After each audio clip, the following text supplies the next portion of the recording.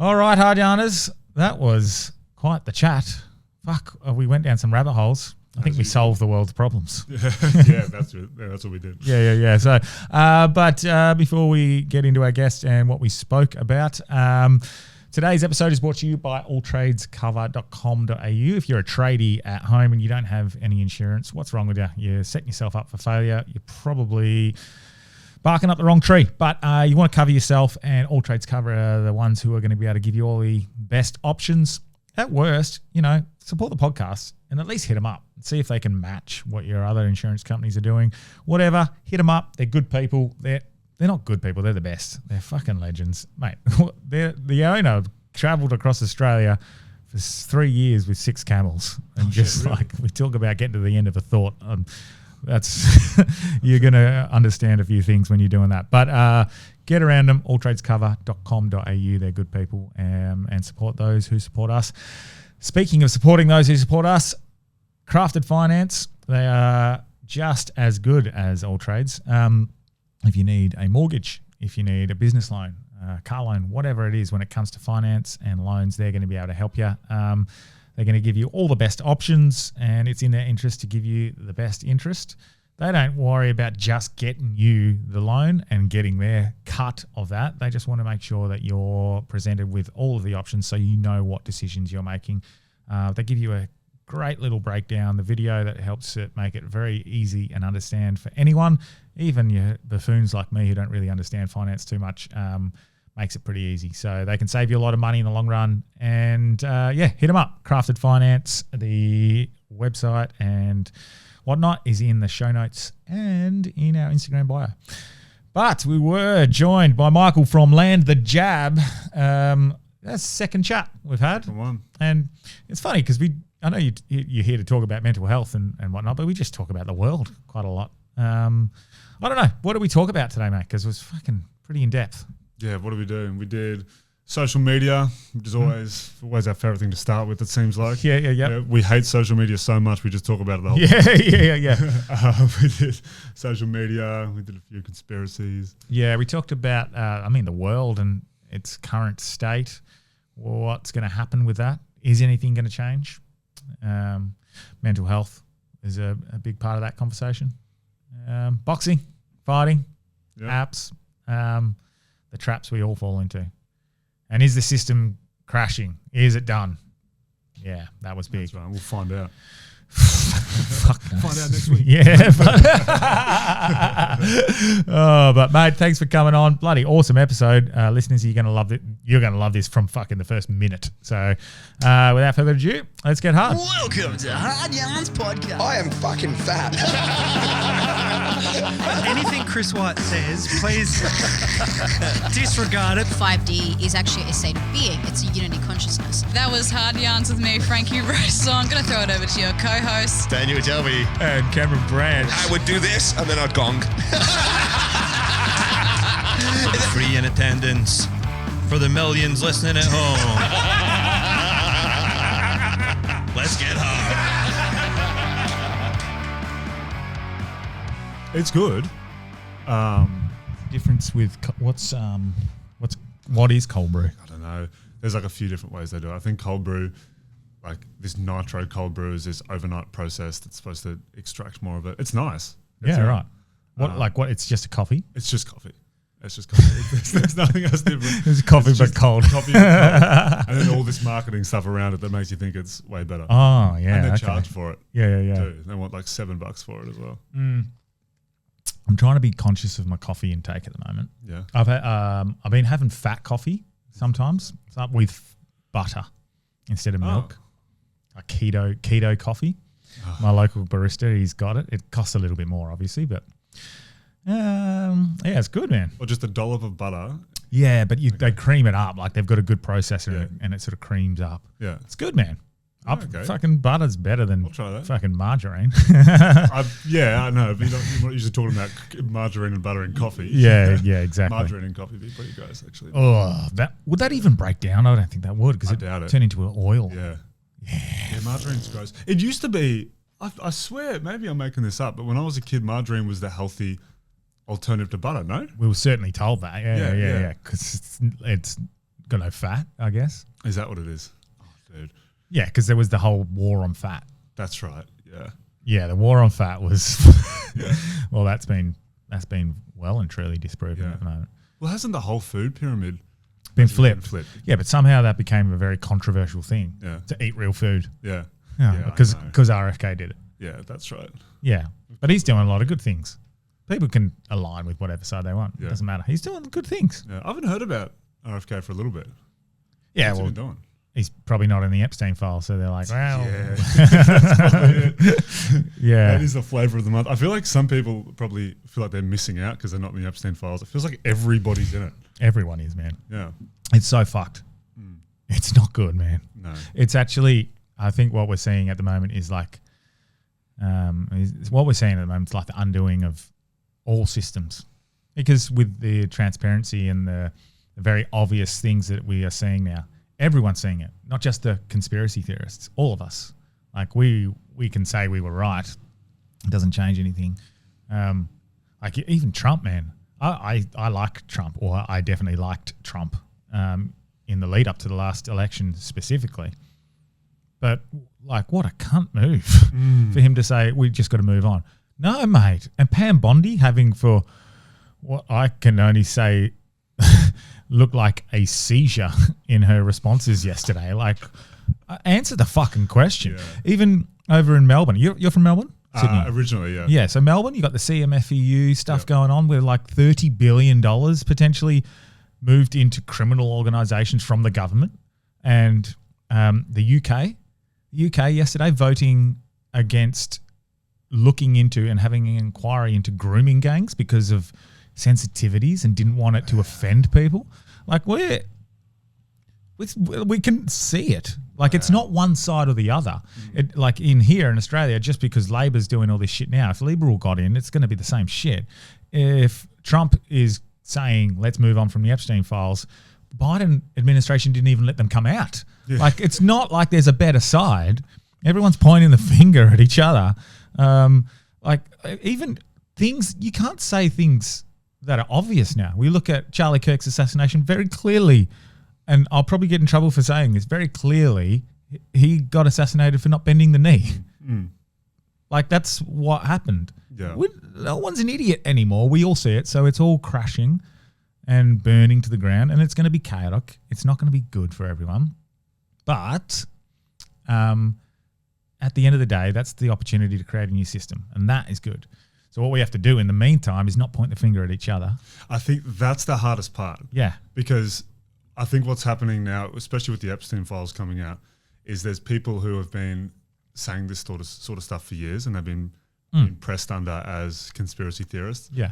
And now it's really easy to get that little dopamine hit of, Yeah. I was right. Yeah. It's like, no. This is the most important part that we can all say, all right, it doesn't matter who was right or wrong about this one because none of us really knew anyway, let's be honest. Yeah. But now we are on the same page. Let's roll with this momentum a little bit and see what we can actually change from it. Yeah, otherwise, dude, we can't have this again. No.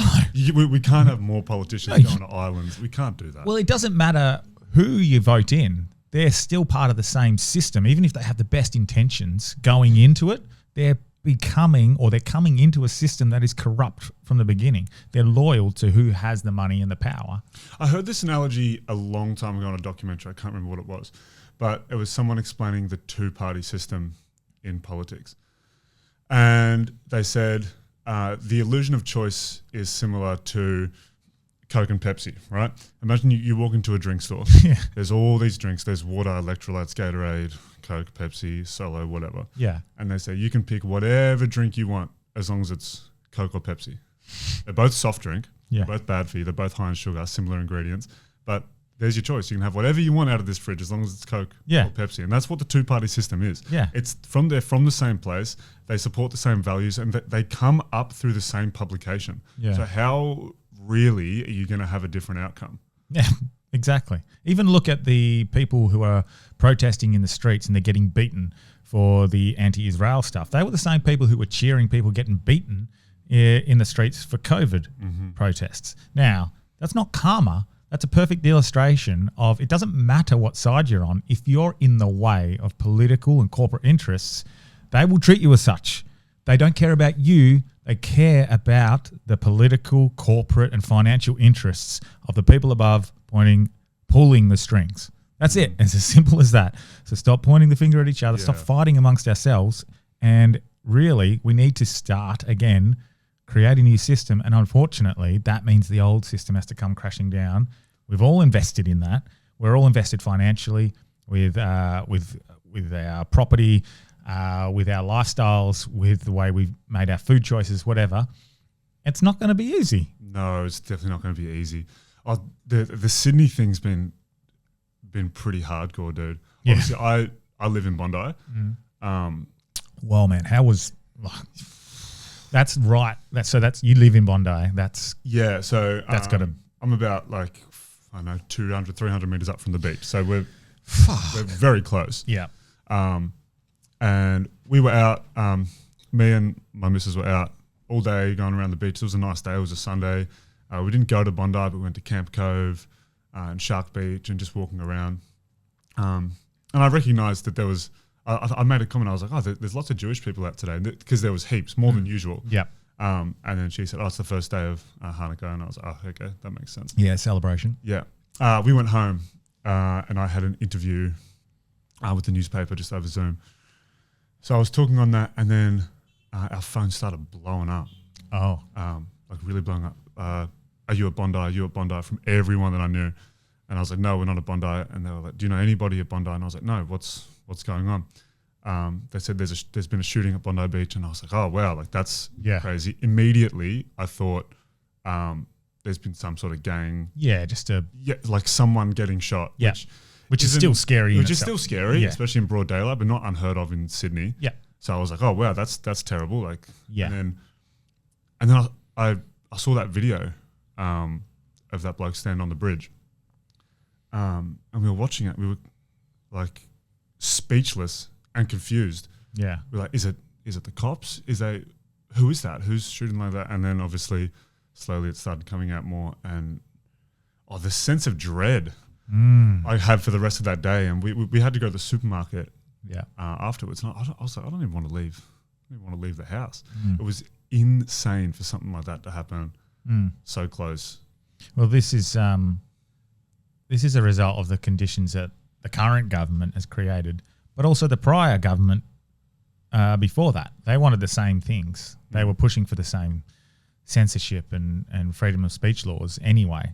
But it's a product of, in my opinion, and this is generally speaking, not just this one, but generally speaking, disregarding people's concerns, disregarding their views, and blanket calling them racists or whatever the term they want to be called. They're blanket calling someone a name or labeling them. It shuts down their ability to be able to express their opinions. And so when maybe this situation's a little different because they've been radicalized by some other stuff, but it's a perfect example anyway of a situation where things have exploded. And that's because I think Rebecca Barnett said it the other day, we're putting a lid on a boiling I saw her talking about that. Yeah, pan, she actually put that boiling well. pot. Yeah, and it's just going to explode. It's you don't, by silencing people, you don't create social cohesion. You create resentment, and eventually that fucking builds up and builds up and builds up and explodes. And this is kind of what we're seeing now. You sort of go, well, is even this intentional? What you're seeing with all these exposés and things that are being exposed, are they intentionally being exposed to just push us to the point in which we realized we can't do anything, and so you feel so frustrated, you do act out violently, and then you are, or the society is held responsible by the government imposing more stricter censorship, surveillance laws, or whatever.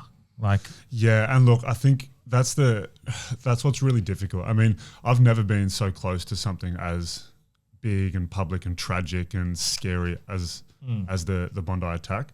And generally when I see a global tragedy, I'll form an opinion on it quickly, and I'll either say, I hope it's not used in this way to promote more laws or whatever. Yeah. Because this happened so close, my reaction was totally different. My reaction was instantly radical. So like the way I was thinking as soon as it happened, I was like, oh, you know what? Get all these people out. If you're not from this country, get out, never come back. It's I don't an want any emotional more immigration. Yep. It was a fully emotional knee-jerk reaction. After a few days, I obviously leveled my head a little bit and I was like, oh, you know, there's more moving parts to this. But I get it. I get that radical, like, I just want to shoot back. You know what I mean? Yeah. When it happens so close, you know, I had friends down there. It gets close and you just want to be radical. But I think we have to be very careful about making long-term societal decisions in very short moments of fear and anger. If we start to ask for things like censorship, I think that could get really dangerous really quick. Yeah. I think we need to stop and think about what that actually means. Because for the next 6 months it might work great, but in 25 years, you know, for my kids, what's that actually going to look like if we start this train now? And we know that we can't take these things back. Yeah. Getting things that we want put forward is hard enough. Getting things that we don't want removed is damn near impossible. So we need to be very careful about what we pick. This. Well, that's, and look, maybe that example is probably not the best example I could have chosen for censorship creating the boiling point, because these two were very clearly radicalized from a sect of that religion that has been radicalized through desperation and whatnot in their own countries. So potentially that's not the best example. A good example is probably what we saw in Perth the other day with this guy with the pipe bomb that didn't explode. Someone who feels unheard and desperately felt like their views and values were under attack. And this guy was also on the spectrum, had a few, or not, he's on NDIS, sorry. So he's got his issues already, doesn't have any friends, he's alone. So when you get someone like that who maybe can't discern when given certain information, they go to the people who will listen, and very often those people will radicalize themselves and fill them with their own brainwashed rhetoric that usually erupts violently. So that's probably a better example. This one maybe not. This one was, I don't want to say religiously, but there is a part of that. There is a different element to it. There was a different flavor. Yeah, correct. Right. Yeah. But mate, even us like having a chat about that is considered a little bit, it's racist, or it could be considered now with the new laws that they've brought in because of that situation. It could be considered hate speech. I don't think that was. I think we've navigated that chat easily enough. But you would hope that wouldn't be considered hate speech. Well, look at what's going on in the UK. Look at that reaction with the vote. They've done it because they didn't want to offend certain sects of society. That was it. Sensitivities. This is like, I wonder what's going on there. Because I think why they're so hell bent on not offending people. So I think what they're worried about is they're concerned that could be used and to drive and escalate further tensions, that African gangs are the problem because they've been the stereotype of who's doing that stuff. That's me giving the benefit of the doubt, because there are dumb people in the world, man. Yeah, that's what we have to remember too. Not everyone's actually really switched on. Some people do see stuff on social media, take it directly to heart, and they take misinformation at complete face value. You've got to remember that as well. There are so many people who have been commenting lately, and it disappoints me sometimes, but they're so surface level in what they're watching. And they'll watch a clip where we're talking, specifically last week, we put up or the other day, we put up a clip about, and Rebecca Barnett was talking about the people in COVID and the protest, the point I was making before, and the people in the anti-Israel protests that we're having, and both being beaten by police. And everyone was just stuck on that, instead of the fact that we were talking about within that clip that it doesn't matter what side you're on. If you're in the way of political interests or corporate interests or powerful interests, they're going to treat you as such. So they're not taking the actual message. You're just still stuck in the Israel's the issue, or these pro-Palestinian people are fucked. Like, no, that's not what that clip was about at all. And you've fallen for the trap, and you're an example of what is wrong. Yeah. Well, that's the scary thing about this short form content and what it's doing to people's brains, is it makes people react really quickly. And that's kind of what I was saying before about when people do have a knee-jerk reaction to events like, Bondi and what happened in Perth, you got to be really careful about jumping on and asking for too many things. Yeah. Otherwise, we'd be lost. I remember during COVID, there were people, even people close to me, who were saying, "Oh, the unvaccinated should be shipped off. They should be cast out of society." And I don't think those people these days would think that now. No. It's easy to forget what it feels like in that time. Yeah, and it's the people who are saying karma. Well, fuck, you wanted them to feel and think and have compassion for you in that process. You need to do the same for them. Otherwise, you're no better. That's as simple as it is. So I guess we do have to understand that some people are a bit surface level. Maybe they've been conditioned to be like that. And maybe I just have to be better and realize that either one, I can communicate that better through clips, give full context, go a little bit further, lose a bit of traction with things having a few more details, but definitely having both sides of the story, or just being okay with people not hearing the message because they're not ready to hear it, and don't get flustered by it. It's not my fault. I often go back to this when I'm talking about social media. Most people are good people. Most people are rational. Yeah. When you talk to people in person, day to day in your life, I would say that you generally don't get that sort of reaction when you talk about stuff. No, that's right. I would say it's only Instagram where you run into those problems. Yeah. Facebook and TikTok. Or whatever. Correct. So it's really easy to say like people do this. But if you be more specific, it's people on Instagram watching short reels say and do this. Yeah. And it's very different to people in real life. So you got to be careful you don't like lump people into that. Well, that's right, because I had that exact thought yesterday. Now, I reached a little bit of a point where I was sick of people saying, people messaging going, don't you know what's happening with Israel or Palestine or whatever? And then I just said, look, mate, that's a far too surface level way of thinking about this. Rewatch the clip and understand that we're not talking about that at all. And yeah, I'm sick of people putting words in my mouth. And for me, that's a bit of that's a harsh response that I would normally give. Yep. Normally I'm trying to be like, look, if it's not for you, it's not for you. And I'll be quite diplomatic about it. And then I thought, okay, I've been almost a dick to this guy. But I was like, fuck it, I'm sick of people. Fucking sick of people not hearing the message, and they're just hearing what they want to hear. And then this guy walked in.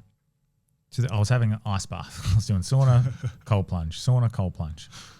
And it was in between two of my saunas. And I was going in to the ice bath and then another guy came and sat in. And I just went, what if that was the guy I was just messaging?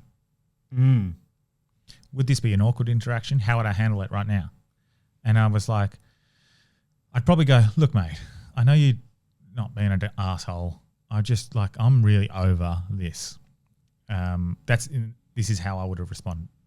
And in a kind tone, you've got cadence, you've got facial expressions. You can see what I'm saying and thinking.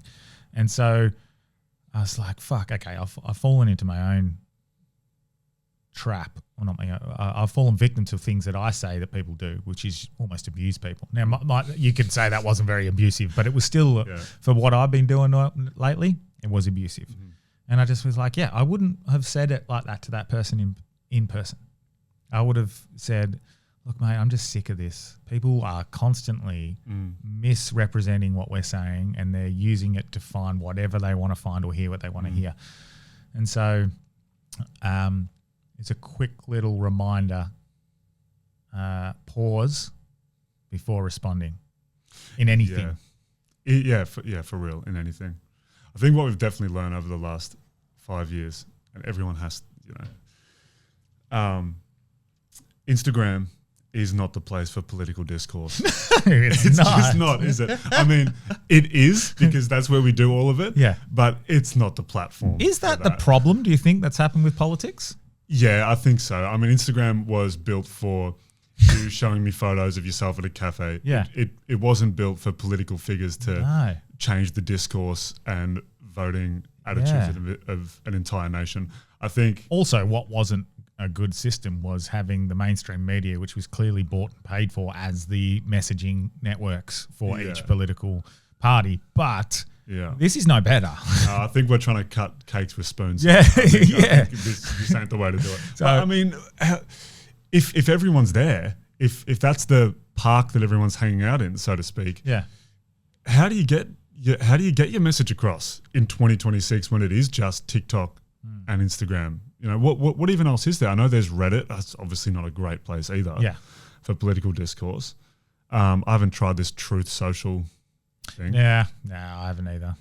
don't I even mean, know what it is. I've been thinking about it, and I get jealous of someone like not jealous.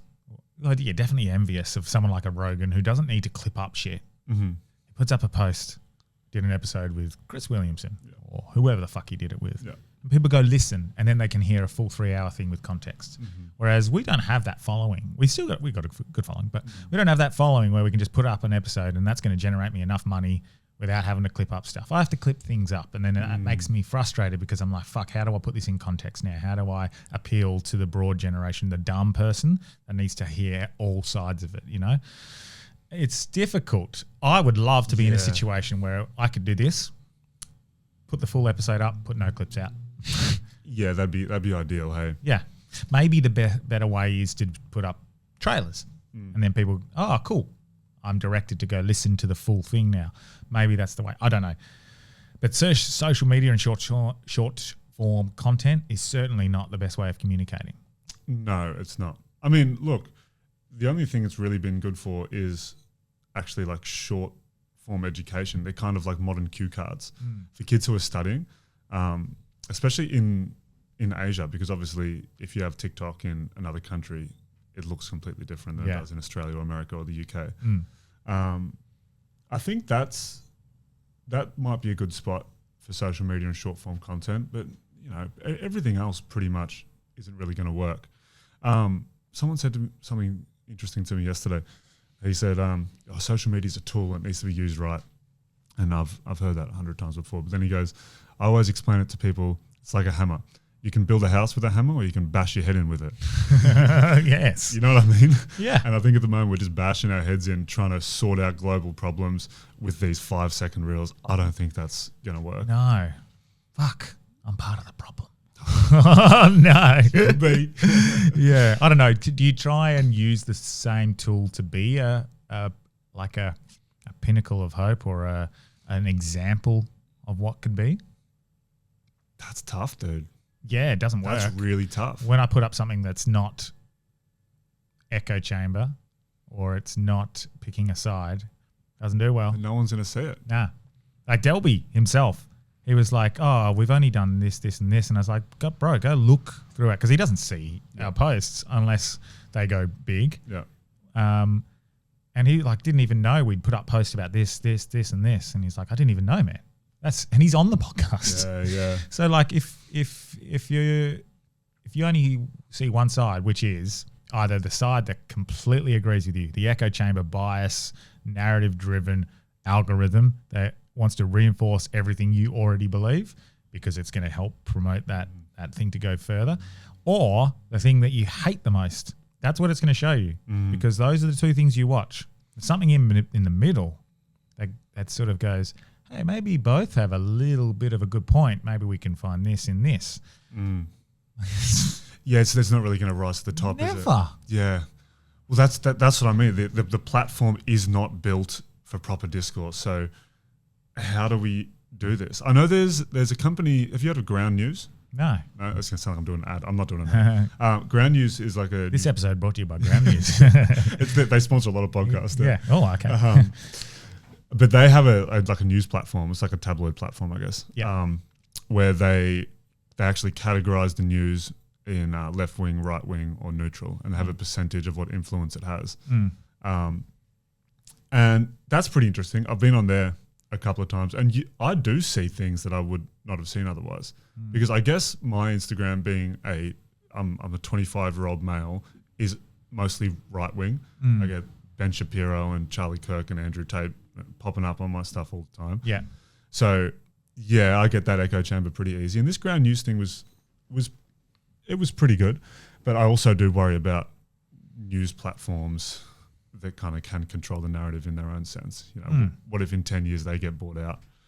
Yeah. And they can just manipulate whatever data they want Yeah. too. So we're in a strange time. Well, right? I was talking to a mate today and he was telling me about an illustration.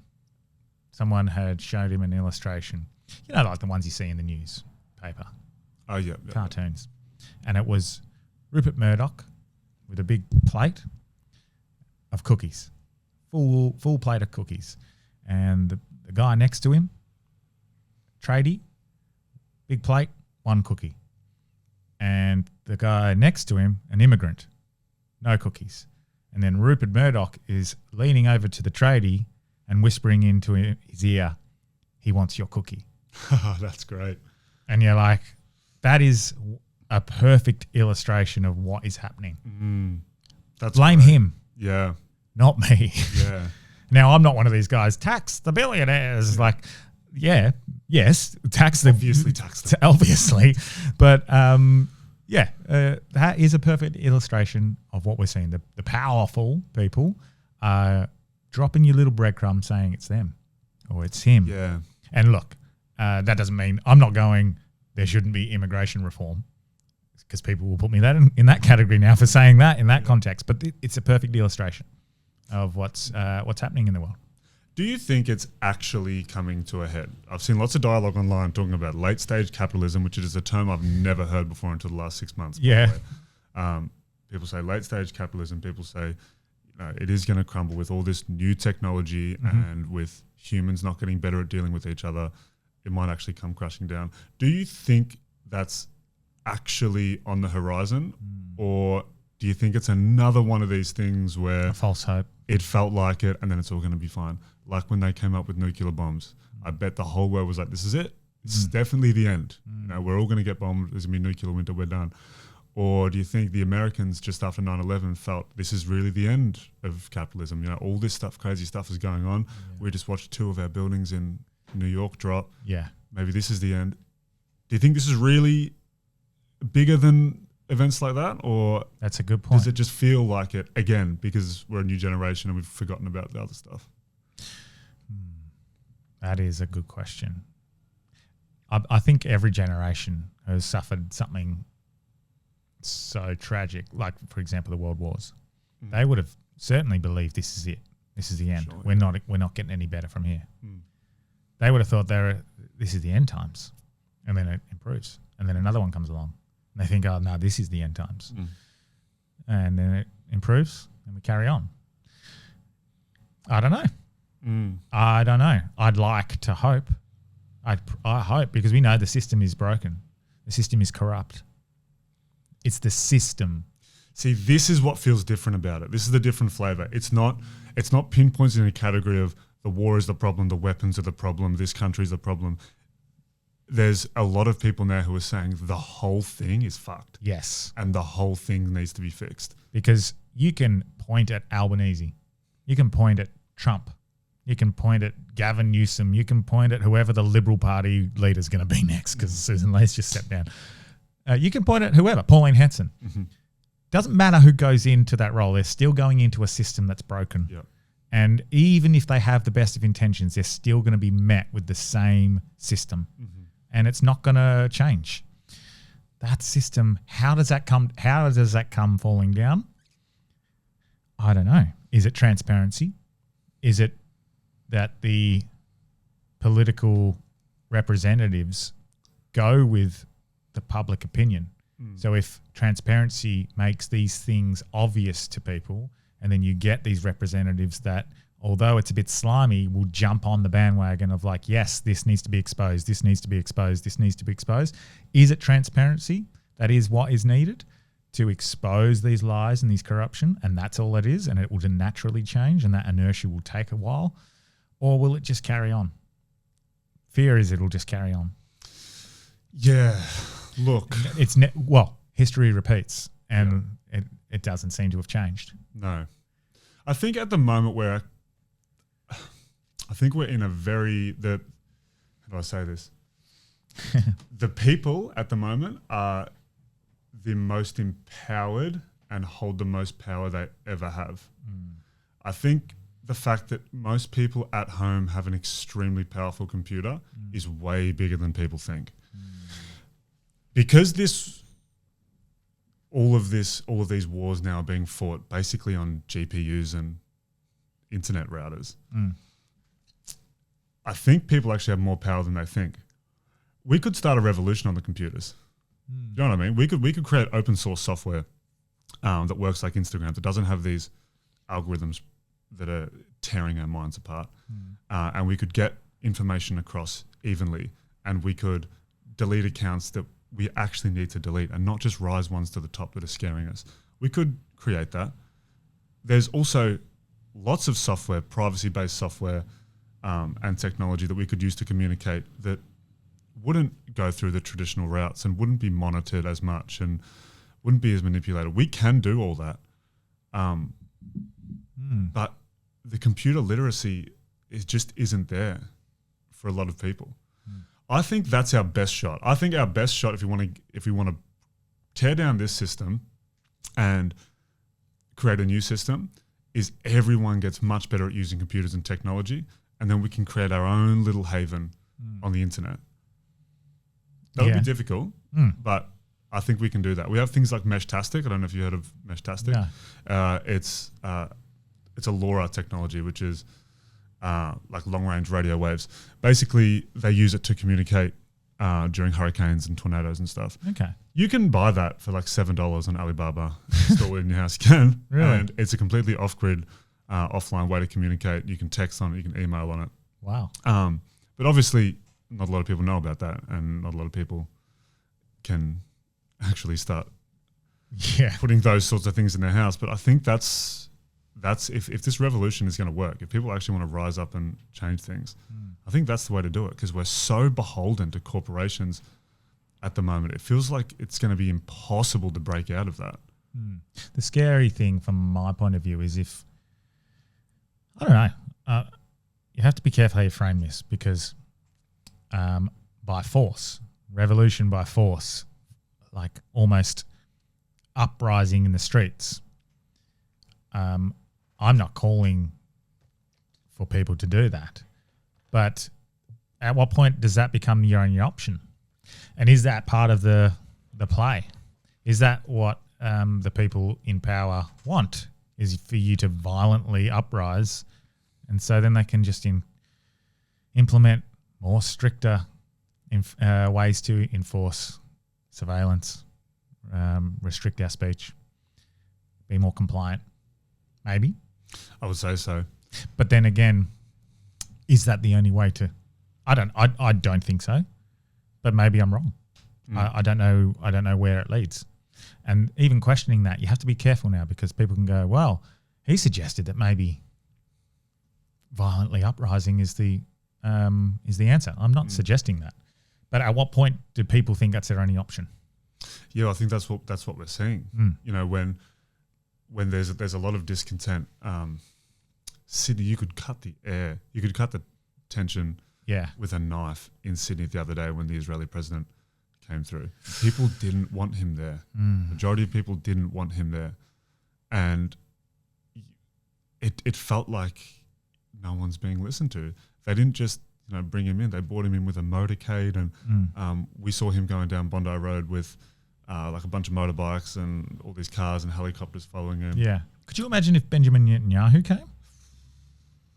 I mean, the president, one thing. If the prime minister, which that's weird that they've got a president and a prime minister. No. If Benjamin Netanyahu came, could you imagine? That would be immense. He wouldn't come. He wouldn't. He might. Oh. He might. I mean, they rolled out the red carpet for this guy. And this is I get that's an example of doesn't matter what side you're on. If they're powerful and what aligns with political interests, say they want this, and you're in the way, they will treat you that way. Yeah. Like anyone else. And that's what people really are protesting against now, aren't they? I know that there was some people that went to Sydney Town Hall the other day, not necessarily to protest against the Israeli president coming, but just to protest against all of it, just being so disenfranchised and feeling like they don't have a voice at all, and they haven't for so long, and they're sick of companies taking advantage of them at every corner. They're just over it. They're over the whole thing, and any chance they get, they go to the city and hold up signs and start throwing stuff, because you're right, they don't know what else to do. Yeah, and then the government's been making even worse decisions financially, putting financial pressure as well as the social pressure that we already see. Even these new cameras that we see popping up everywhere that are fining people, it's creating more financial stress on people who are already struggling as it is. How do they think that's going to make people feel? Talking about the mobile phone and seatbelt camera. Yeah, exactly. And people can't be expected to be perfect. Imagine if we made it so every politician had to be perfect. Every time they made a mistake, said the wrong thing in Parliament, went over budget for a project, they were fined or they were held accountable. Spent $300 million on bins. Spent $100 million on a fucking weather website. Like it's come on. Yeah. So we can't be expected to be perfect. You are putting people under pressure, and I think it's intentional because at some point, yes, people will go, I'm fucking sick of it. I'm done. Mm-hmm. Now, what does us talking about it on a podcast do? Do we have to does it do anything? I don't know. Well, I think if it's doing anything now or not, I don't think that really matters. I think what matters is that we have to keep this conversation flow going. We have to make sure that there's still a pipeline of this. If we stop talking about it, even if we're wrong, even if we're right, even if we're saying the dumbest shit ever about these topics, we have to keep this pipe flowing. Because once it stops, you can't get it back. You can't start talking about this stuff again. Yeah. And that's really the only weapons we have left is our speech about it. Yeah, I don't know. I do agree. The continued speech, not stopping. I guess that is what this is doing. Sometimes I question, what's this do? What does it do? I think one thing it definitely does do, it makes people aware that other people feel the same as they do. Yeah, true. And that's probably one of the things that when people do feel like their speech is being censored, am I the one who feels like this? Am I the only one? This is what it was in COVID. I know, especially when I first spoke up, I was like, fuck, am I going to be slaughtered for this? Are people going to hate me? Yes, people did, because they'd fallen for propaganda. But then there was an outreach of so many people saying, thank you, especially after the fact. Thank you for saying that. Because I was feeling exactly the same. And so I guess that's what this is. That's exactly what this is. I guess the only thing that I would suggest in this time is to pause, what I said earlier, pause, reflect, and then react, because we are reacting emotionally. You're an example. And then I think that's all you can do, because if we react emotionally, sometimes we're going to get it wrong. Yeah. We've got to be really careful this time. Yeah. Speech and digital ID, if we lose digital sovereignty and we lose, our freedom of speech, we're in some real trouble. They're kind of the last things we have to combat corruption. Well, it used to be, this sort of stuff was very almost surface level early days. It'd be like, oh, the food industry's corrupt. Yeah, we see that. The sugar industry, for example, they paid for this research. Now it's gone so deep that people have sort of forgotten about that stuff, the original stuff. That's still an issue. Yeah. So it still needs to be addressed. Like there's no financial benefit in pharmaceutical industries making you healthy. So of course, when someone comes up with a concept that doesn't have any money attached to it, is eat real food, for example, it's going to be attacked. And it's going to have a fucking huge propaganda campaign against the people who are pushing the message, which we've seen. They're attacking the person, not the message. Yeah. How is eating real food a fucking issue? Are you fucking kidding me? And even finding real food, that's an issue. Yeah. Like even the real food that we're given, what's it sprayed with? What effect is it having on us? What about what the cows and the sheep and the chickens, what they're fed? What's been sprayed in the skies? Like it is a joke, isn't it? When you go to the supermarket and you see all the produce and then you just know it's been sprayed and it's been genetically modified. It doesn't look normal or organic. And then there's this tiny plot of ones that says organic, hasn't been touched. $45 extra. Yeah. You're like, what are we doing here? And then has it? What are the basic guidelines for what is classified organic? It's crazy. But we see that even in the mental health sector, which you're far more qualified to comment on this sort of stuff, but than I am. But it does seem that it's just the easy way is to provide the Band-Aid and not get to the core of the problem. Well, there's just no financial incentive to get to the core of the problem, like you were saying. And it's the mental health medication one's tough because the literature that is surrounding it kind of locks doctors in a box, right? The GPs can't really go off their script and they can't really deviate from the evidence in the research. But the evidence in the research has been so clearly misrepresented that I think it creates a problem for them.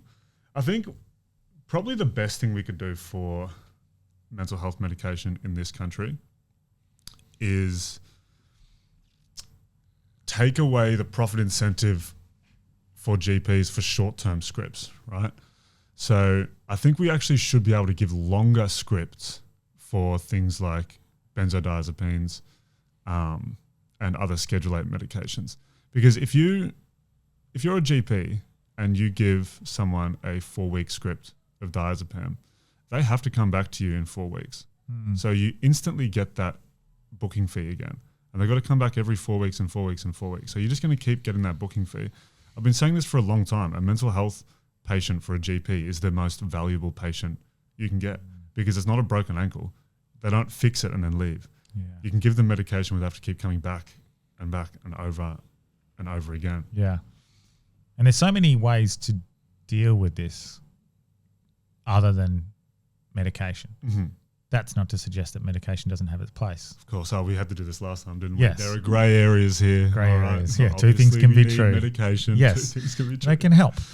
But to just blanket Band-Aid yourself and just go, all right, I'm on these forever, and then go into the vicious cycle of the side effects, one resulting in psychotic outbreaks or outbursts. So then you have an antipsychotic, which gives you suicidal thoughts as it's a loop. Yeah, well, that's the I think parents don't understand what they're getting into when they start their child on medication because the doctors won't really take you off them. If you've got a 10-year-old kid and he gets diagnosed with ADHD and he goes on ADHD medication, let's say it's dexamphetamine, if you're struggling with the side effects of that and you go back to the doctor, it's not in their research or literature to take you off that. They would change your dose, change the time of the dose, increase the dose, or they'll switch you to a different type of medication. Yeah. And the further you go, they just keep changing and adding and changing medication. Nowhere in there is it going to say, come off the medication. When I was in rehab, 2023, I was addicted to benzodiazepines. And I was being prescribed antipsychotics and SSRIs and benzodiazepines. And I said, I want to stop taking all of it. And the look on these doctors' faces was like, well, Michael, you can't do that. You can't stop taking all of them. You know, how do you know you're not going to relapse? And there's one thing that my psychiatrist said to me that I'll never forget that actually changed my life. He said, so if you're not going to take any medication, what's your plan to deal with your mental health? Willpower alone. And I thought, you know what? Actually, yeah, it is willpower alone. That's actually exactly what I'm going to do. I'm going to stop taking all these medications right now, and I'm going to do my best research to make sure I don't die when I come off them. Yeah. And then I'm going to try my hardest to stay off them because that's all I actually have for my mental health is my willpower. You know what I mean? Yeah. I don't have a chronic mental illness. I just had anxiety and substance abuse problems. I will use willpower alone, and I feel so much better since being off them. What was and everyone's different. What was causing your anxiety? And just, I guess, overwhelmed feeling. Well, I had a real problem with school when I was younger. I didn't want to do it. I wasn't necessarily bad at it. I just didn't want to be there. When I was about 13, 14, I started watching documentaries about the system, and I watched Zeitgeist when I was 14. Yeah, which Zeitgeist, yeah. made me a weird kid Yeah, for yeah. a little bit. I think. yeah. I was talking about banks and Federal Reserve when I was like 14. Everyone thought I was You're on kinda the weird. right podcast. Yeah. And so I realized I didn't want to be there.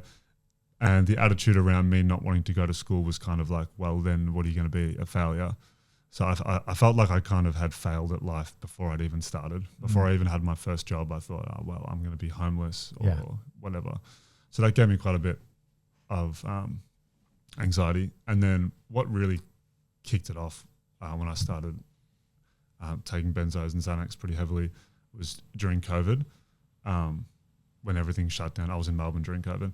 Everything shut down and I couldn't go to the boxing gym. And I just realized how fragile my life was and how quickly it could be taken away from me by the governments and people that I didn't trust. So I think all of that came to a head in 2020. And I thought it was the end of the world. I was 20 years old. I was like, this is it. We're done. We're never going to get this control back. I'm never going to be able to move away from my house. I was getting chased with lights and sirens for being 5 kilometers away from my property. Yeah. You know, it was a really scary time. And that, you know, spiked my anxiety a lot. Yeah. Well, people fall into the trap. I certainly fell into it, of the white picket fence. And they're like, well, I'm leaving school. I guess I got to get a job or a trade or a degree.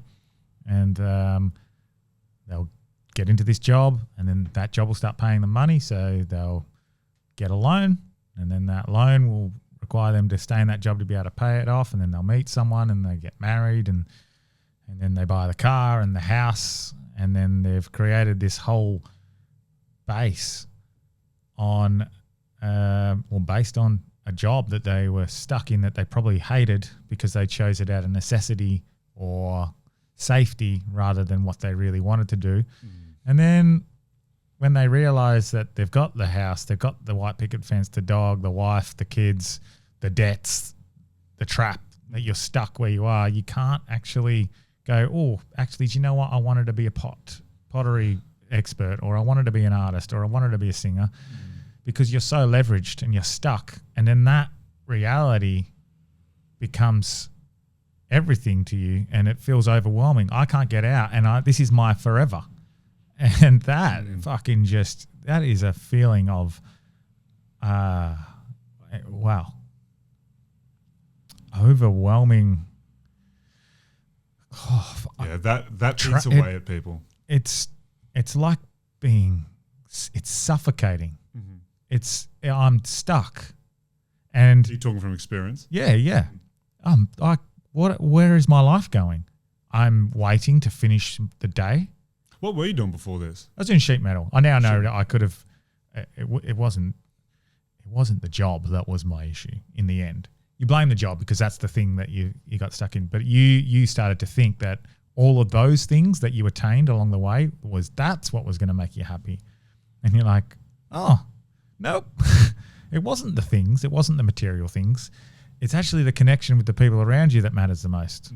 And you spent your whole life building this whole thing where you can't even fucking spend time with your friends and family because you're so leveraged or working your ass off so much that when you get home from work, you're fucked, you're tired, you can barely communicate with the people that are around you.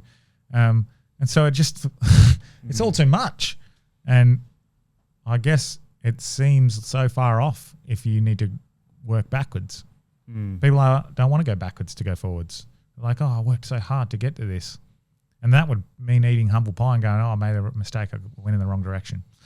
Yeah, which is seen as a failure in and it shouldn't society, be. which is such a shame. It should be seen as a success. Yeah, I've seen the light. I don't want to go in this direction anymore. I have the fucking balls to change. And that's what it has to be. You're going to go backwards. Yeah. You're going to go backwards financially. Maybe even your house. You might you might divorce. You might change your relationship, whatever. You might lose friends. You might gain friends. It's just all part of it. But if you've gone in the wrong direction, you can't keep going in the wrong direction.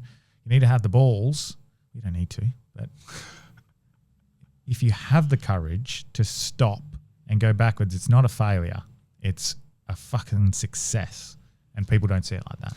Yeah. I was talking at like some entrepreneur conference the other day, and I was talking about this exact thing, that the most successful people I know, they keep jumping. They see an opportunity, even a small window of opportunity, and they jump in with everything that they have.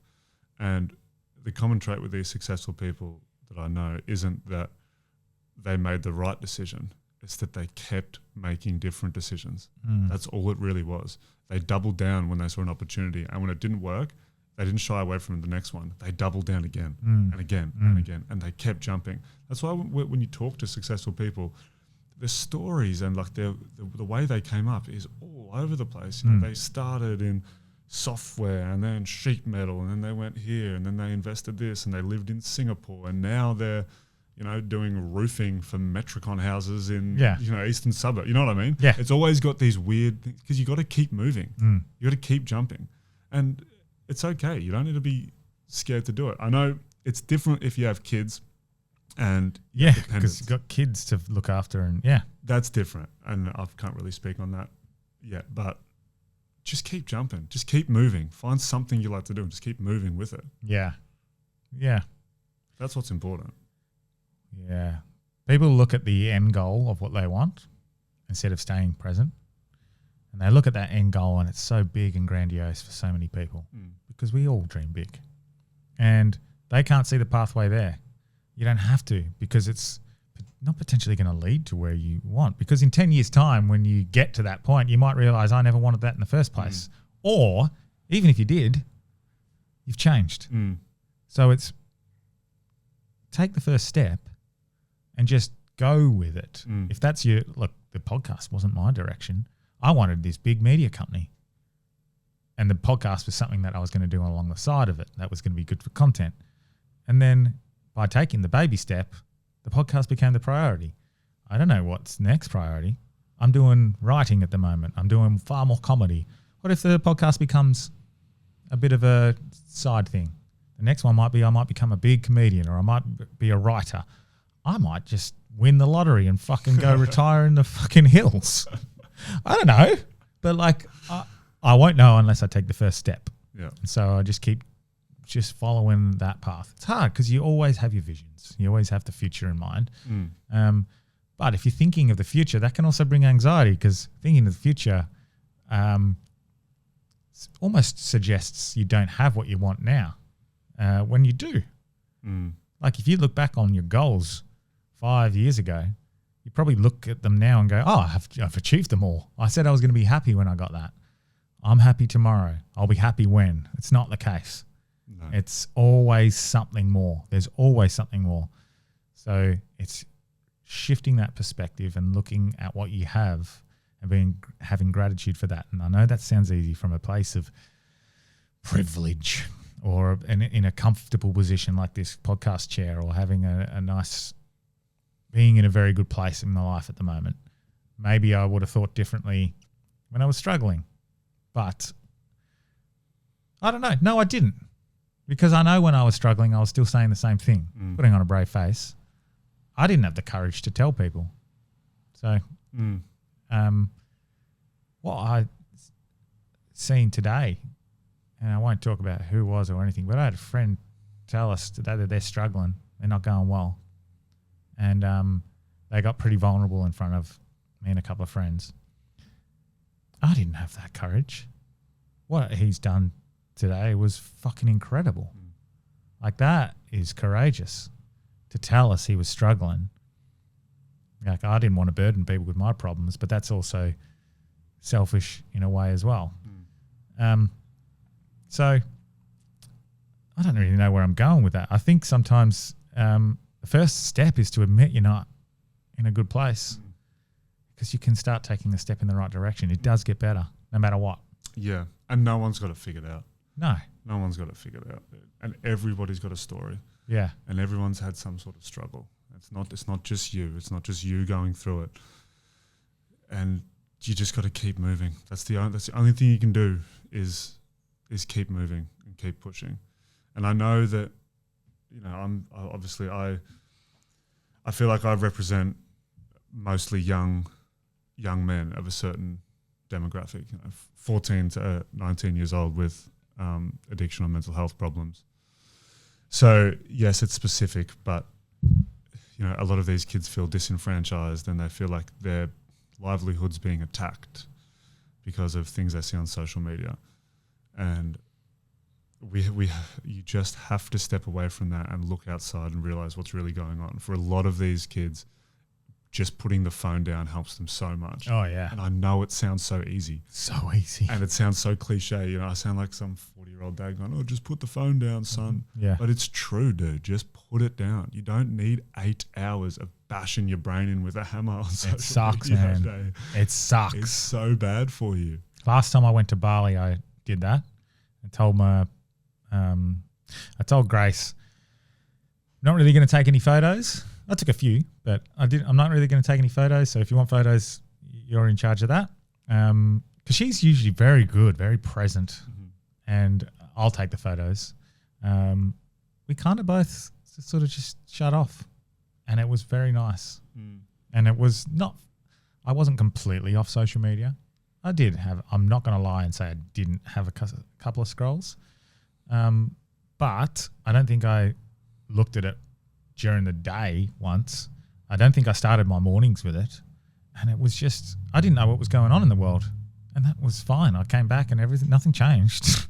Yeah, that's the scary part. I had a similar thing over Christmas. We were staying at this farm that didn't have any reception. Yeah. And for the first 12 hours, I kept picking up my phone and realizing I didn't have reception. And then I just got used to it and started walking around in the garden and walking up the hills and whatever. And but maybe 4 or 5 days later, when we got out, went on my phone and I realized how much of a flood of terror there is on this thing. Trump had invaded Venezuela or something, and I was thinking, you know what? It didn't feel like the world was ending when I didn't have reception. Now that I've got it, I feel like the world's ending again. Yeah. It's got to be this phone, dude. It's got to be this phone to just put it down. Fuck. I know, but dude, our whole lives are on it, and I work on my phone, so it's harder to just put it down. Is it easier to just change your algorithm? We talked about this last time. I want to change my life's algorithm, but I think it's easier to change your algorithm. Search a few things that you want to see more of, and you'll see it. That's true. Just keep doing it. I think you can actually reset your algorithm. Yeah. The thing is way. I don't know. I can't remember how, but there is a way to reset your algorithm. Yeah, you can delete the cache data or whatever. Yeah. Yeah, there is a way to do that. And then I guess maybe you can do that on your Instagram. Just fucking delete it, the data or whatever. Reset your algorithm and then start searching some things you want to see, whether it's positive affirmations or, people in love or people hiking. Like, I fucking get off on seeing people's hiking videos. I know that. I'm an old man now. I love hiking videos. I went stargazing. They're probably AI too. You don't even know it. You're one of those guys now. Oh, mate. Like, my life is very different to what it used to be. We had a date night last night, me and Grace. We went up to the Gin Observatory, which is it's about an hour north of Perth.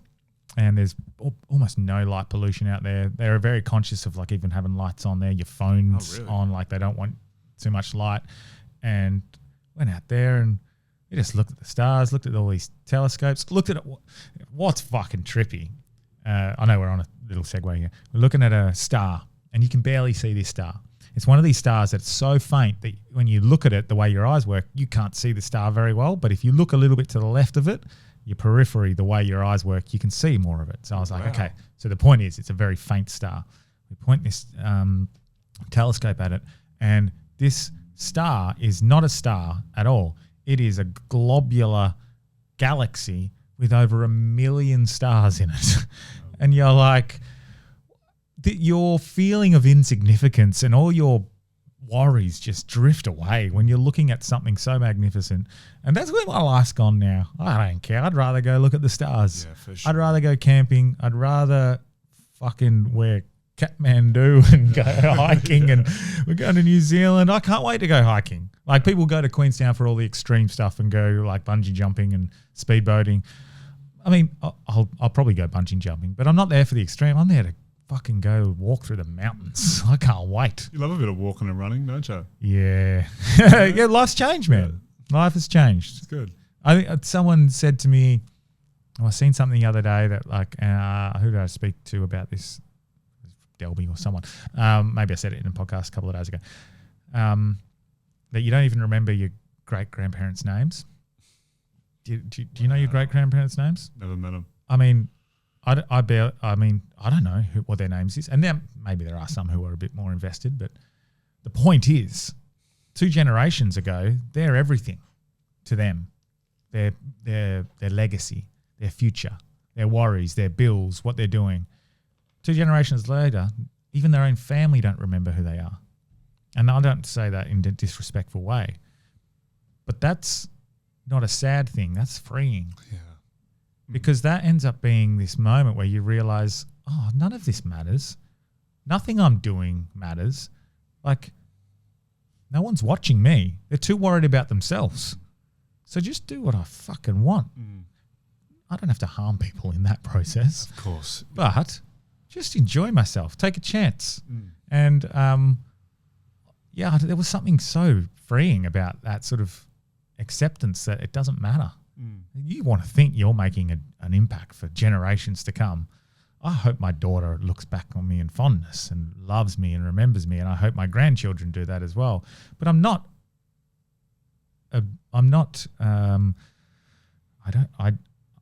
understand that my great-grandchildren probably won't even know my name. Yeah, that's a crazy thought. I never really thought about that, hey? It's and that other part of that is that you think everyone's watching everything you do. No one gives a fuck. Yeah. They're worried about themselves. Spotlight theory, hey? The what? That spotlight theory. When people have an inflated sense of, being watched and thinking that everyone's focused on what they're doing. Yeah, the mistakes, the wins. Yeah. 100%. I always remind kids when they're on social media that, because obviously a lot of it's about getting likes and comments and shares. I remind them to think back to what they feel like when they like a post. You think about it for half a second, if that, and then you move on. Yeah. You like it probably because you know the guy. You don't even look at the photo. You just like it and move on. Yeah. I remind them that that's what people are doing to you too. Yeah. No one's sitting on there watching it and like scrolling through. Oh, and look at what they're doing. Yeah. And if they are, they're weird, aren't they? You call them stalkers, so we don't want them anyway. Then. Yeah. You know what I mean? Yeah. Don't worry about the likes so much. Yeah. No, definitely. Even the hate. Yeah. Like if you think back to any time you've trolled someone, like we've all done it. We've all fucking gone, what the fuck is this? You idiot. Or something like that. Even if you've given your mate shit, whatever. You think about any time that's happened, that you don't remember it 2 minutes later. You forgot you commented and you've moved on. You're not sitting there seething over this. Oh, I can't wait for them to respond. So if you actually make the respond, you're just bringing it back into the system. You're giving it life. Just fucking forget it. Just forget it, dude. Oh, fuck. I think I need to remember that sometimes. I think we all do. We all do.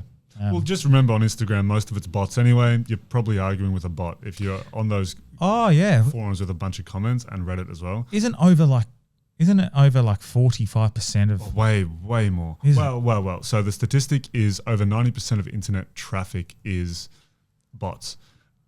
Now, wow. Your eyes lit up at that, but that's a little bit misleading. Yeah. That's internet traffic. Yeah, so comments and yeah. Well, it's more. That's bots that handle security on websites, and that's bots that facilitate handshakes and stuff. Yeah. So that's not just like people. But the scariest statistic is, I think it's more than 70% of traffic on Twitter is bots. So that means that on Twitter there's heaps of actual fake accounts and bots commenting stuff, and you can see it. Yeah. It's really obvious when you see. Oh yeah. A couple of comments with similar wording. Yeah. And then you go on their profile and it's very clear that it's a bot. Yeah. But then you see real people arguing with them. Yeah.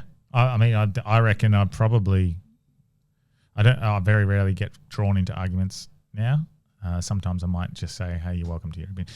But anyway, I think sometimes I've halfway realized, this isn't real. This is not a real person. No one actually, no one thinks like this, even the extreme, the idiot. This is someone that's not making sense. Yeah. Well, that's the war that's being fought now. Yeah. Surely you've seen those videos of those huge bot farms, usually in Asia and in China, of like they've got heaps of iPhones and Yeah. commenting and liking Yeah. stuff like that. That's hugely powerful. That's a huge industry. And that's where this war is being fought now, when you can influence people's opinions with 200 iPhones and a server rack. Yeah. That's where you can really do some damage to people. But yeah, arguing with bots ain't the way to go, bro. You can do way cooler shit than argue with a bot on Yeah. Instagram. Even just arguing with anyone, Yeah. even a real person. It's like, oh, sorry you feel that way. Yeah. I I do love a good argue, though, I must say. It's not. I love a friendly argument. It's ego serving, I think. It is Sometimes ego it sounds like no one wins in an argument. No one. So it ends up being, even if you quote unquote win the argument, you probably make them, unless it's a peaceful resolution of like, oh, okay, I actually didn't see that way. Like that's a conversation. That's different. But if you're having an argument and you quote unquote win it, you've hurt that person, and they feel defeated, and so now you actually are like, oh fuck. You might have a bit of ego, like, yeah, fuck yeah, I got you, and then you've realised, oh fuck, I've just a bit nasty. Yeah, maybe I was nasty, or maybe instead of just like let them think what they want to think. What the fuck does it matter to you? Yeah. Like most people are like, you're trying to put your opinions onto me. Now I've just done that to them. Yeah. So I liked what you said the other week about strong beliefs held loosely. Yeah. Is that what you were saying? Yeah. Yeah, but it's been my local barista. Yeah. He told me that one. Oh, nice. Yeah. And I think that's, you have to be humble enough to have your mind changed. Yeah. Because strong beliefs held loosely is the way to be. Because if someone presents better information or another way of thinking that aligns more with you or makes more sense, then you're not so strictly tied to that idea. It's not part of your identity. It's not an attack on you. It doesn't break down everything that you thought you believed in. You're like, well, this is how I was living, but now someone's told me that fat is good for you. Oh, fuck. Okay. Well, I guess I have to change. Not like, no, RFK's the devil. So it's one of those things. You need to have your ideas. You stick with them. Be firm. Yep, this is what I believe. But if someone presents you with better information or another way of thinking, or their perspective on it, be open to that, and then just go, okay. But it's the people who have the loose beliefs held strongly. So beliefs that they don't even barely understand the concept of. They just know it's part of their identity because it's part of their ideology, their side's ideology. That's when it gets dangerous. When people identify with ideas, especially ones they're not 100% sure on, when they get shot down, people take it personally, like they've been personally attacked. Yeah, because they're not across the actual idea or the concept itself, and they've just aligned with it because it aligns with their chosen side. Then they can't handle when those concepts are broken down with logic or reasoning, and they're shut down as we see with most people who are faced with such truths. They just shut down, scream at you because they don't have anything else. Yeah, and a lot of people are just looking for their crowd. Like humans are pack animals. We're always looking for our crowd. And if you're a lonely person, if you're on a student visa in Australia and you're living in Melbourne City and you go to one of the universities and every night you go back to your 1-bedroom studio and you've got no time to make friends, you will go online and you will find a group. And if that group is saying, hey, we're going to go march on Australia Day, you'll go do it and you'll hold the sign and you'll hang out with them and you'll have fun, but it's not necessarily always exactly what you believe. You just feel like you want to be a part of something. And that's where we can get a little bit lost, I think. If you just want to be a part of something, you don't have to identify with very controversial ideas just to be a part of something. There's got to be other ways to do it. Yeah. Well, where for you does the land the jab stuff come in? With regards to that, it's bringing in exercise and it's giving purpose in other ways. But is that, again, like, so you're not suggesting that doing exercise is the answer as like a Band-Aid. But I guess, is that a healthier option? What's the concept there? I'm trying to remember. So you would have talked about it last time, I'm sure. Land the jab, we're trying to fill the gap between kids who need a clinical intervention into their mental health, and kids that just need something to do. Because my experience with the mental health system was you can't really get very good help without being medicated and having a diagnosis and having a disorder. I think there's a lot of kids who do need a bit of extra help without going down that whole rabbit hole of disorders and medication. Yeah. So Land the Jab does a few things. It gets kids exercise. We know exercise is good for anybody, for everybody. Exercise is going to be great. They learn a new skill. They learn boxing. And through the sport of boxing, we extract lessons that have been learnt from the sport, like resilience, and, you know, getting up to the scratch and getting up after you've been knocked down and how to work with adversity. And we learn that through the sport. So it's kind of supposed to be a fun, engaging way to learn life skills about dealing with adversity. Yeah, okay. And it's aimed at young men between 14 and 18. Yeah. We take all different types of people. We're having a lot of success at the moment with a early psychosis intervention program that we're doing in Bondi. Yeah, okay. So we're working with Headspace and New South Wales Health. Headspace, is that the meditation app? I think that is a meditation app, but they're not the same company. Okay. Headspace used to be called Origin. Okay. It's just a government-funded mental health service. Mm-hmm. You can go there and get free counselling and free psychology and stuff. They're all over the country. So yeah, they've got a early psychosis prevention program, and Land the Jabs just doing some support for them. So we get these kids that come down every Thursday and they do a free boxing session. Yeah. You said AI was playing a part in this. Yeah, so AI doesn't play a part in Land the Jab. I have another company, Numa Technologies, that's building iOS software for combat sports. So this has been my last, probably like 6 or 8 months. This has been heaps of fun. Sick. We've been building an iOS software for combat sports. So obviously I'm coaching, I'm holding pads all day for people. Yeah. I want to film the whole session. But if you film the whole session in like 1080p, 60 FPS, sometimes it's like 10 gigs. Yeah. And you only get, how many gigs your phone have? 250? Yeah. It goes super quick. Yeah. And I don't want videos of all these random people clogging up my phone, you know what I mean? Yeah. So we thought, we'll make an app that can store it on the cloud, which obviously is nothing new. Yeah. But then we thought, I wonder if we can get AI to analyze these videos and tell you how many punches you're doing, when you're moving back, when you slipped. Oh, sick. Have a little kill feed, kind of like in Call of Duty, how Yeah. you have a kill feed, like for sparring videos. Yeah. And then we thought, why don't we try, tag people in the video so you can share it much easier. You can film it in the camera. So we've been toying with that. It's actually been heaps of fun. We were supposed to launch about 2 weeks ago, so we're very close to launch. Nice. Sick. But yeah, that's been really, really exciting. Have you been reaching out to like UFC fighters and boxers and? Not just yet. We haven't done that marketing part of it. We've reached out to a lot of gyms. Okay. You know someone, don't you? Yeah. We can definitely try and hook you up with Scrappy, which is I know them. yeah. So that's Jack Della's crew, but there's a lot of good fighters in there, and his coach also is part owner of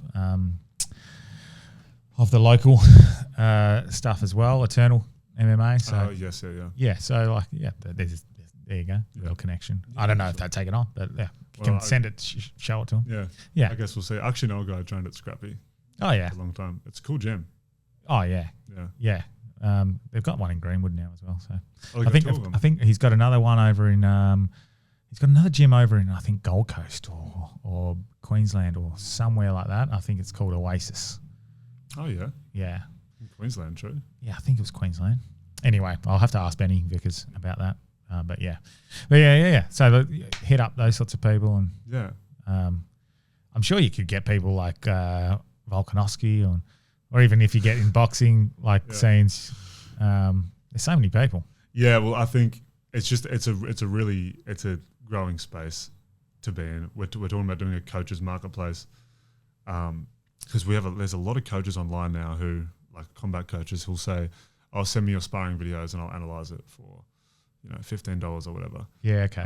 So we're building a coaches marketplace to make that a bit easier for people. Nice. How good would that be? Yeah, well, it's a niche thing, but if it becomes the pinnacle in that industry, then everyone will use it. Yeah.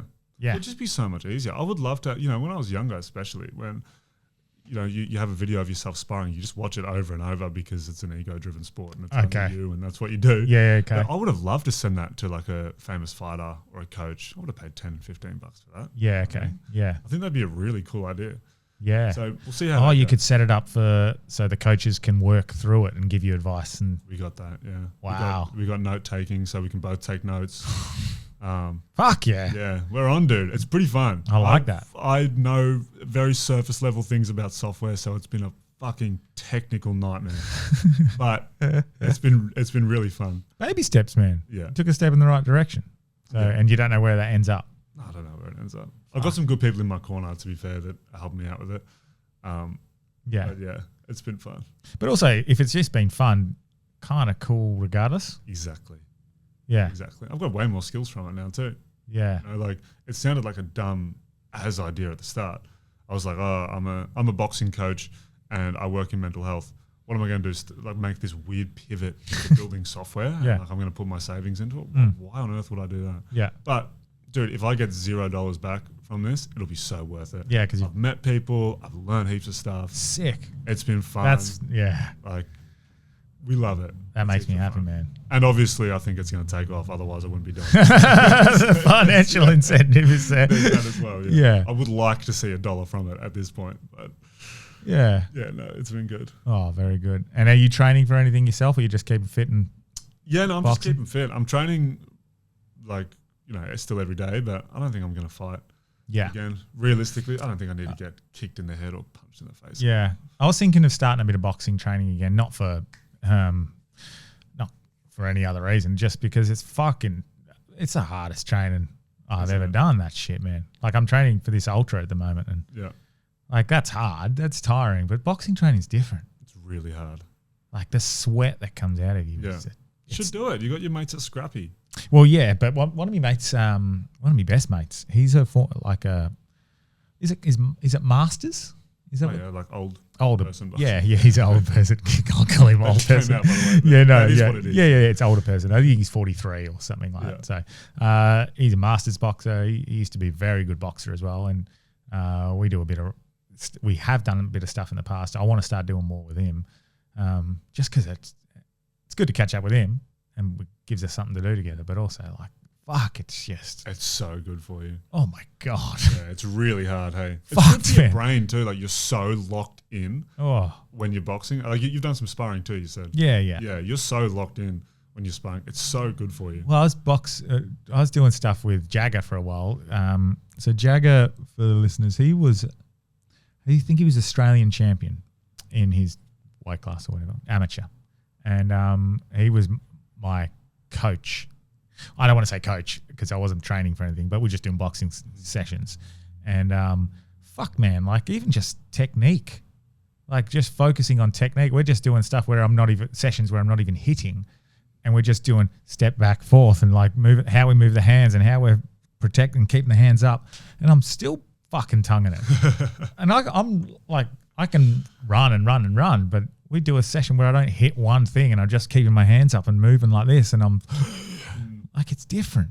Like it's interesting that people's fighting instincts are so opposite. Yeah. I saw someone saying this, I can't remember who it was, but they were saying that with most sports, like your instincts are usually right. You just have to nurture them in the right way. Yeah, okay. With fighting, it's the exact opposite. Yeah. With fighting, the first thing everyone does is they stand flat-footed, they swing their arm all the way down to their hip, and then they throw. Like we've got to go the exact opposite. We've got to go side on, both hands tight.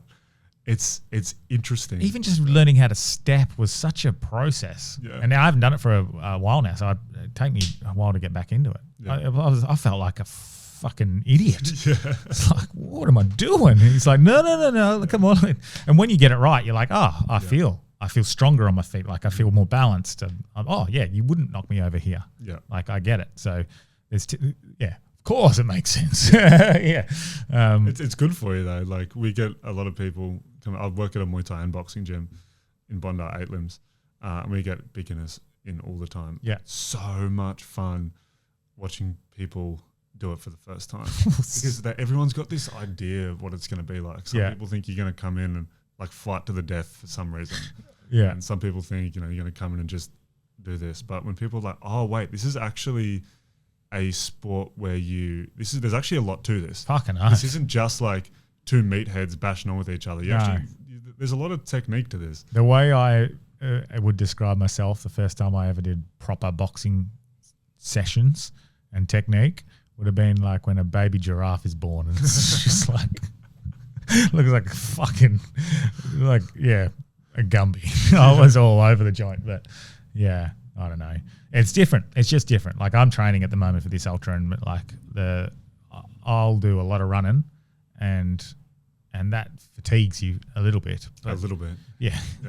It's especially if you train, you get used to it. But it fatigues you. But that's the next day you wake up, you're all good. Like I can do a boxing session with, and you'd feel like you've done nothing, and 2 days later you're like, I still feel heavy, my arms and And that's before you start sparring. It's like the worst injury I probably ever got was when I was doing MMA. I was just training, and we were wrestling. I was pinned up against the cage, and I had this bloke, Kieran, he's a wrestler. Yeah, it was under my hips. He had his shoulder into my sternum, and he was about 100 kgs. I was about like 70 at the time. He pulls my hips out and drives his shoulder down into my chest, which is a pretty normal wrestling move. And my sternum just goes, bop, cracks. The feeling that rushed through my body, I was like, well, this is it. This is curtains. Like, if I take another breath, I'm dead. I'm like, that. That was terrible. Well, what happened? You literally broke your sternum? I didn't crack my sternum, but I sprained my intercostal. So your sternum's made up of a bunch of layers of basically like fibers. Yeah. And it pushed down so far that they all pulled apart. But they're very strong, so there was still that crack. Okay. A bang. And dude, it was terrible. It was terrible. I basically haven't like wrestled properly since then. Every time I do it now, like when I do MMA, if I'm going anywhere near the ground, I'm going straight back up. I'm not playing those games down there anymore. No. I'm full PTSD from that. Yeah. That was the worst one. I've never had anything bad from that. Mate, it's always good to have you on. Is there anything you want to plug or finish? I don't know whether I'm going to release this while we're in New Zealand or even Monday. I don't know. We'll figure it out. But is there anything you want to plug while we're on, or anything else you wanted to chat about? I think we're good. Land the jab. We're still going strong. We're always looking for support and new programs, stuff all over the country. So landthejab.com. And we've got cornercoach.ai, which is the name of the app. So if you want to follow it on Instagram, it's actually live now. You can download it while we're working out some bugs. So awesome. That's it. Thank you, brother. Well, if you want to go back and listen to Michael's first episode, I can't remember what episode that is, but go back and have a listen because you talk more about Land the Jab in that one and what the actual program's doing. But mate, good chat. Always good having you on. Anytime you're over, man, just jump on. Sure. And for me to plug, nothing. I don't know. I don't even know when I'm releasing this, so this could come out while I'm in New Zealand. Or there was a lot of time-sensitive commentary, so maybe I will put it out on Monday. But anyway, appreciate you coming on. So, we'll see you again, I'm sure.